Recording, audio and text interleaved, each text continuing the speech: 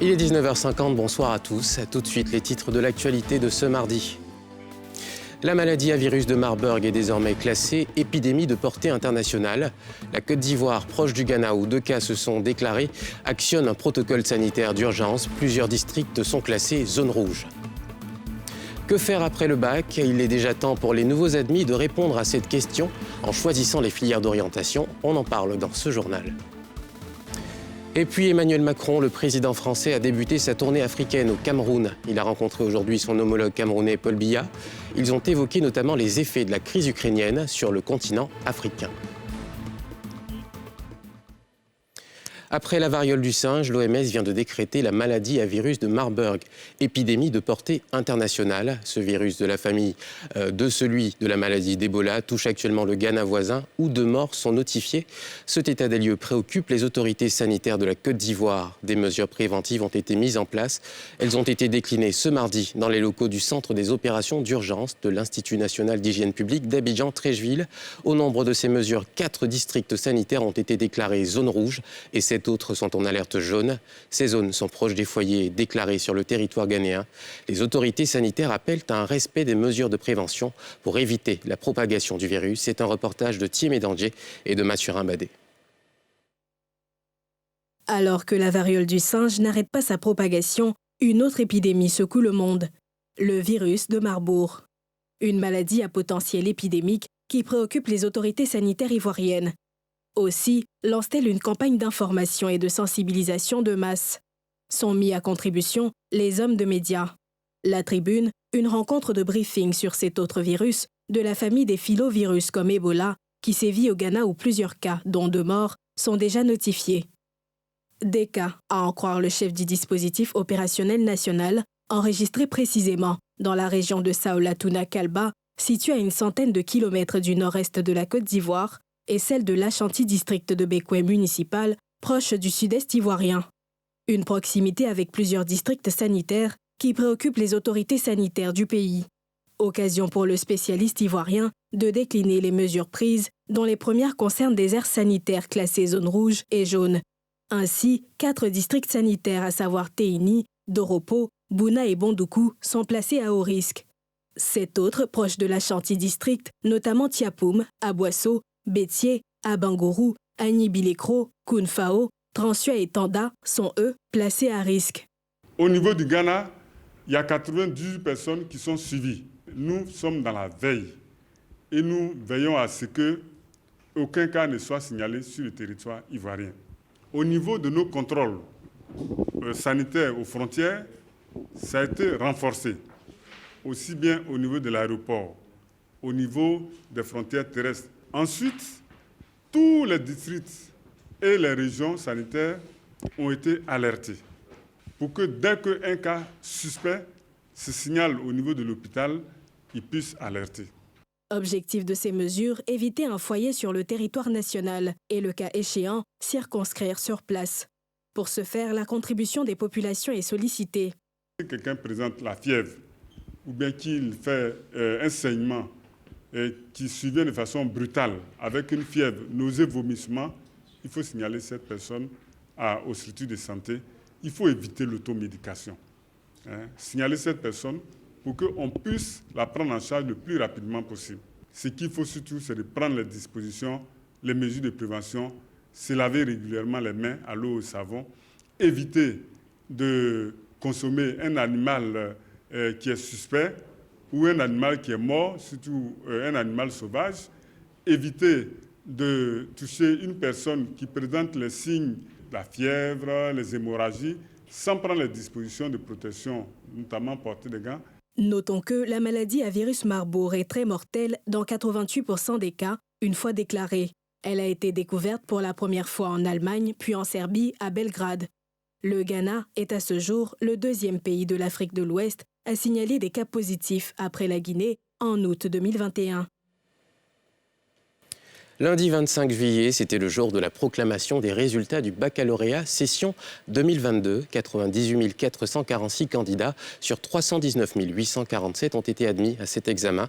À peine le temps de célébrer pour nos admis qu'il faut déjà réfléchir à la suite et s'interroger sur le choix de la filière à embrasser.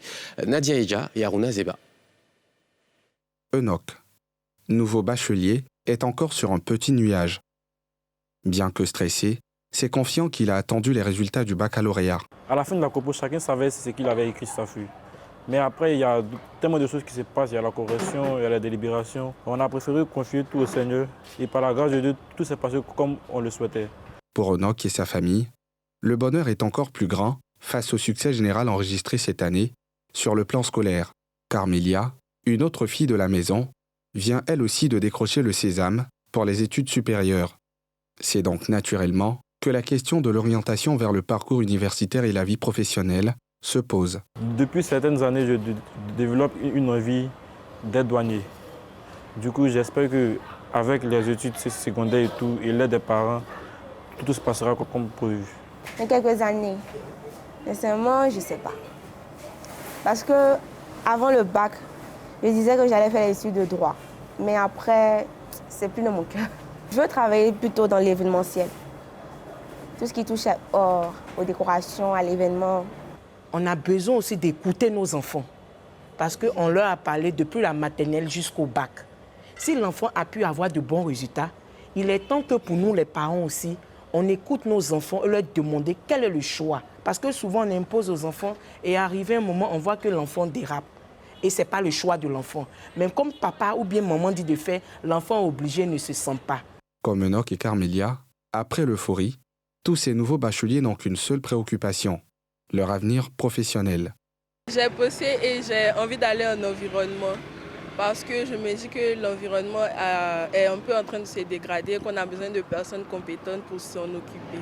Je vais m'y atteler dès maintenant, à faire des recherches par rapport à l'environnement, à l'école où je peux m'inscrire et à quels sont les débouchés. Je compte faire la science politique parce que depuis tout petit, je voulais être un politicien afin d'assurer la paix et puis faire avancer mon pays.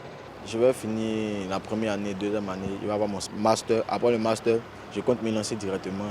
De potentielles nouvelles recrues pour les grandes écoles, qui, aussitôt les résultats du bac proclamés, se lancent dans une phase de prospection. On vient, on partage les flyers, ils vont sur le site, ils prennent les informations. Donc c'est une opportunité pour eux de rentrer en contact direct avec les chefs d'établissement et puis pour avoir plus d'informations concrètes sur l'établissement. On échange avec eux, leur présenter l'école et puis leur donner des prospectus et ensuite prendre les contacts. Ils sont intéressés puisque d'autres même disent qu'ils n'ont pas d'ouverture, ne savent pas où aller.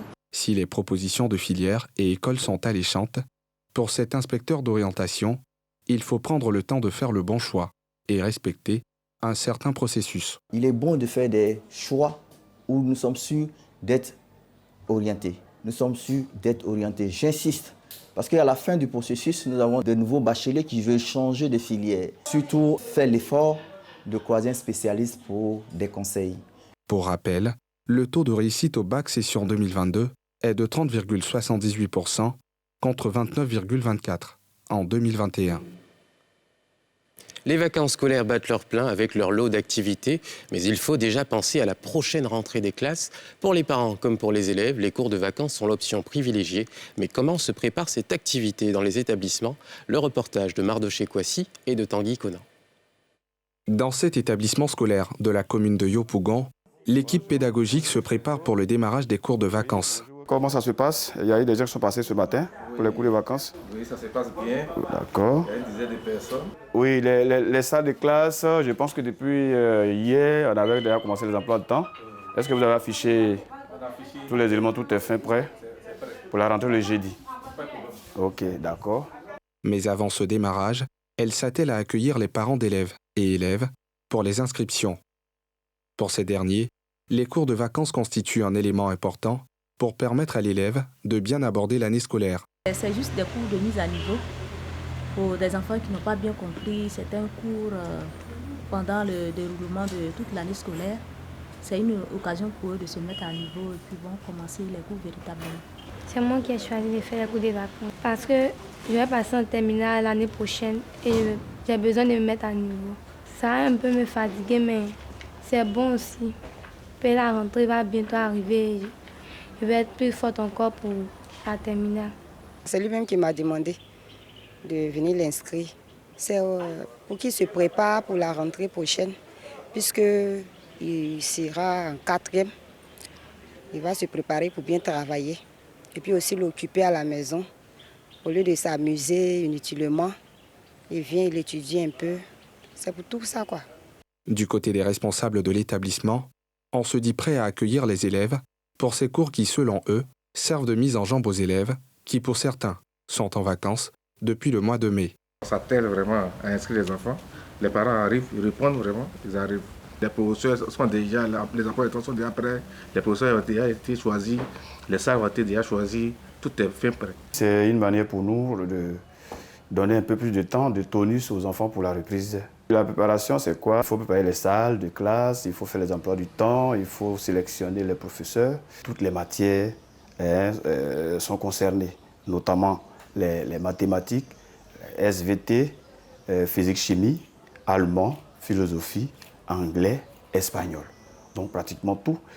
Les élèves profitent d'un programme allégé pour ces cours de vacances pour leur permettre de continuer leurs activités de vacances tout en étudiant. Les cours se déroulent donc pour la plupart dans des établissements en demi-journée et durent, en général, tout le mois d'août. Afin de promouvoir le civisme au sein de la jeunesse et inculquer des valeurs de citoyenneté, le ministère de la Promotion de la Jeunesse, de l'Insertion professionnelle et du Service civique a démarré depuis ce 25 juillet la phase pilote du Service national des jeunes qui est ouverte à 500 participants issus de 14 districts du pays. Cette formation comprend un volet d'éducation militaire et une formation pour l'insertion professionnelle. Nadia Edja. Institut national polytechnique Houphouët-Boigny de Yamoussoukro. L'école s'est transformée, le temps des vacances scolaires, en un centre d'éducation au civisme. À leur arrivée, ces 500 jeunes, âgés de 18 à 35 ans, sont soumis à un enregistrement préalable, puis à la visite médicale. Une fois ces étapes terminées, c'est au pas de course que s'effectue le rassemblement pour les premières consignes et leçons, sous les directives du groupement d'instruction et de perfectionnement de la gendarmerie nationale. Vous voyez, madame, derrière là-bas, c'est ça qu'on appelle l'indiscipline. Quand le chef est en train de parler devant, et puis d'autres sont en train de faire d'autres réunions là-bas, ça arrive. C'est ça qui est l'indiscipline. Et ça, chez nous, chez les militaires, on ne tolère pas ça. Un homme doit être discipliné. Les cours seront axés en EDHC, en secourisme, va porter sur la discipline, va porter aussi sur les valeurs. Dans ce service civique, qui allie éducation militaire et apprentissage de métier, la discipline est de rigueur. C'est en pas cadencé, à l'image d'une troupe de l'armée, que se déplacent les jeunes. Des temps forts, à marquer, d'une pierre blanche. Déjà même ce matin, on nous a réveillés à 5 heures. On nous a réveillés à 5 heures et, et c'est pas facile pour un premier jour. Voilà, pour les jours qu'on a commencé déjà, c'est pas été facile. Mais je pense qu'on va s'habituer. Nous apprenons notre tenue dans le milieu social, c'est-à-dire comment se comporter avec les autres, qu'est-ce qu'il ne faut pas faire, qu'est-ce qu'il faut faire, qu'est-ce qu'il ne faut pas détruire, comment il faut aimer son pays, comment il faut être patriote. C'est une addition à notre CV, parce que participer au service civique, ce n'est pas donné à tout le monde. Cette formation d'un mois est une initiative du gouvernement pour améliorer le comportement civique de sa jeunesse et lui inculquer des valeurs citoyennes. Il faut véritablement que nous travaillons à la base à donner un comportement civique et citoyen à nos jeunes. J'insiste sur un aspect, c'est celui des formations civiques et citoyennes et la formation dans les us et coutumes. Ces jeunes gens doivent apprendre à connaître les autres ethnies de Côte d'Ivoire. Qui sont-ils? D'où viennent-ils? Quelles sont nos valeurs? Et ça va nous permettre d'anticiper sur les conflits communautaires que nous connaissons souvent en Côte d'Ivoire, du fait de la méconnaissance que nous avons des uns et des autres. Au programme, en plus de l'encadrement militaire, on compte l'initiation à l'entrepreneuriat et au métier. Il y a beaucoup d'encadrement militaire. Comme vous le voyez dans le programme, encadrement militaire le matin, encadrement militaire en fin de soirée, pour insister sur des questions de civisme et de discipline des jeunes. Mais pendant cette période-là également, il y a beaucoup de formations en atelier. Il y a des ateliers techniques il y a l'agriculture, ils vont être initiés à certains métiers. Et pendant qu'ils sont là, des spécialistes vont également intervenir pour l'employabilité des jeunes et l'entrepreneuriat. Certes, on est en train de travailler sur le comportement civique, mais on va également travailler sur leur employabilité. Donc, la phase pilote du service national des jeunes et le volontariat national a été lancé le 21 juin dernier. Les participants ont été sélectionnés après un appel à candidature. Ils sont issus des 14 districts autonomes du pays. Après 11 ans d'exil, l'actrice Annie Tchélé est de retour en Côte d'Ivoire. Ce mardi soir, elle a été reçue par le ministre de la Réconciliation et de la Cohésion nationale, Kouadio Konan-Bertin. La comédienne a remercié le gouvernement ivoirien pour ses efforts pour la réconciliation nationale et elle a plaidé pour le retour rapide de tous les Ivoiriens encore hors du pays pour des raisons politiques. Salif Yalikwe et Fulgence Kissédou. L'actrice Annie Tchélé, de retour sur les terres de ses ancêtres. Absente du pays à la suite de la crise post-électorale de 2010, Annie Tchélé a été reçue mardi par le ministre de la Réconciliation, Kouadio Konan-Bertin. À cette occasion, elle a salué les efforts déployés par le chef de l'État et son gouvernement pour la décrispation de l'atmosphère politique, notamment la délivrance du passeport de l'ex-chef de la Galaxie patriotique, Charles Blé Goudé. Dès que j'ai mis les pieds sur le sol ivoirien et que j'ai vu l'accueil et que j'ai vu toute l'ambiance, grâce au ministre Kakabé, mais je me sens bien et j'invite vraiment tout le monde à aller dans cette voie-là de la nécessaire réconciliation entre tous les Ivoiriens. Nous sommes un peuple, il s'est passé des choses, nous devons, comme il a dit, monsieur le ministre, tourner la page et puis aller vers un nouveau lendemain. Kouadio Konan-Bertin a quant à lui salué ce retour. Je dis aller à la paix, à la réconciliation, c'est deux volontés qui se rencontrent. Le chef de l'État a beau afficher sa volonté d'aller à la paix, à la réconciliation, si en face, il n'y a pas de gens qui soient dans cette disposition d'esprit, lui seul ne fera pas la paix. Vous êtes venus depuis hier, vous avez vu la Côte d'Ivoire, les choses avancent. Et le processus, en tout cas, la réconciliation est en cours et je pense qu'il est irréversible. Parce qu'on ne peut pas installer durablement encore plus longtemps ce pays-là dans l'instabilité. Selon le gouvernement ivoirien, plus de 96% des réfugiés ivoiriens ont regagné le pays. Et depuis lundi, les manifestations s'étendent à plusieurs villes du Nord Kivu, dans l'est de la République démocratique du Congo, pour réclamer le départ de la MONUSCO. À Goma, au moins 5 personnes ont été tuées et une cinquantaine d'autres blessées selon des sources policières. À Butembo, un casque bleu et 2 policiers ont perdu la vie au cours de l'attaque d'une des bases de la MONUSCO. Les manifestants accusent la mission des Nations Unies d'inefficacité dans sa lutte contre les groupes armés de l'Est de la RDC et réclament son départ, un sujet de Pierre Dipomela. Scène de chaos au camp de transit de la mission des Nations Unies à Goma, en République démocratique du Congo. Les manifestants congolais en colère scandent des slogans hostiles au casque bleu de la MONUSCO. Après avoir barricadé les grandes artères de Goma, chef-lieu de la province du Nord Kivu, des centaines de manifestants scindés en 2 groupes ont pris d'assaut le siège local de la mission onusienne, ainsi que sa base logistique située hors du centre de la ville. Les manifestants ont réussi à défoncer le portail du camp. S'en est suivi des scènes de pillage. C'est à coups de gaz lacrymogène que les manifestants ont été dispersés.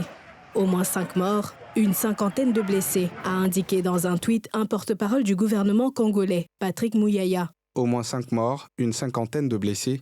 Nous reviendrons dans la journée avec Diagne dans un briefing spécial sur le bilan humain, matériel, ainsi que les conséquences à tirer. Nous ferons aussi le point du processus de retrait déjà entamé de la MONUSCO.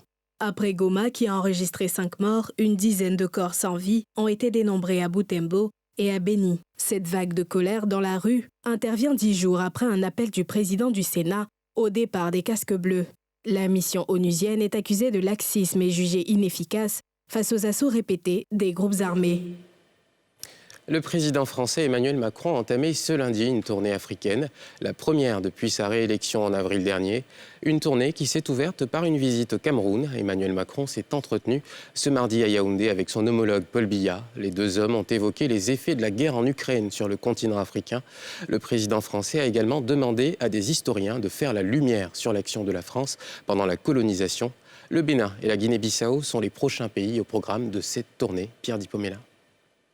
Cameroun, première étape d'une tournée africaine entreprise par le président français Emmanuel Macron.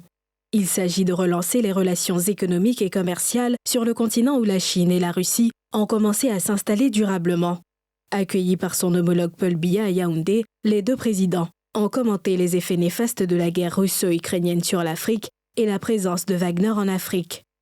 Cette présence russe, hybride, qui passe par la désinformation, par les milices, par de nouvelles formes que j'ai du mal à qualifier de coopération, mais donc de complicité avec des pouvoirs politiques affaiblis, voire totalement illégitimes quand ce sont des juntes militaires, est une préoccupation. Et je pense que c'est d'abord une préoccupation pour le continent africain. Évidemment, le Cameroun commence à subir les effets de cette guerre. Il y a cette inflation galopante qui arrive, il y a les difficultés de transport, il y a l'anxiété des gens. On ne sait pas de quoi demain sera fait. Le Cameroun fera ce qui est à son pouvoir pour hâter la fin de ce conflit et qu'on en vienne à la négociation et au retour de la paix. On voit bien, on est attaqués tous par certains qui expliquent que les sanctions européennes seraient la cause de la crise alimentaire mondiale, dont africaine. Carabistouille, comme dirait l'autre. C'est totalement faux. C'est simplement que l'alimentation comme l'énergie sont devenues des armes de guerre russes. Par contre, ça nous met tous devant nos responsabilités.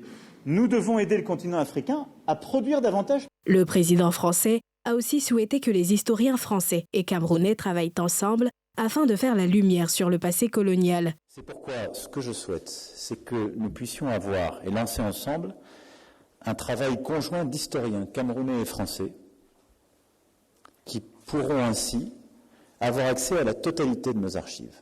Je prends ici l'engagement solennel d'ouvrir nos archives en totalité à ce groupe d'historiens conjoints qui nous permettront d'éclairer ce passé. Prochaine destination du président français dans cette tournée africaine, le Bénin. Et c'est déjà la fin de ce journal. Merci de votre fidélité. Bonne suite de programmes sur la nouvelle chaîne ivoirienne.